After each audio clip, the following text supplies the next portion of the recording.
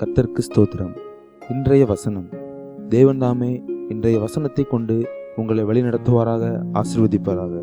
ஆமென்.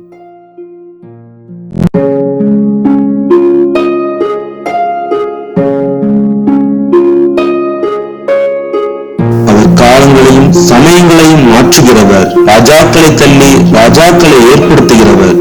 ஞானிகளுக்கு ஞானத்தையும் அறிவாளிகளுக்கு அறிவையும் கொடுக்கிறவர். தானியேல் 2ஆம் அதிகாரம் 21ஆம் வசனம்.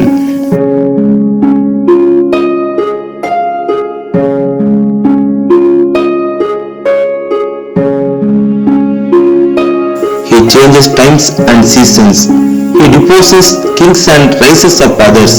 He gives wisdom to the wise and knowledge to the discerning. Daniel 2:21.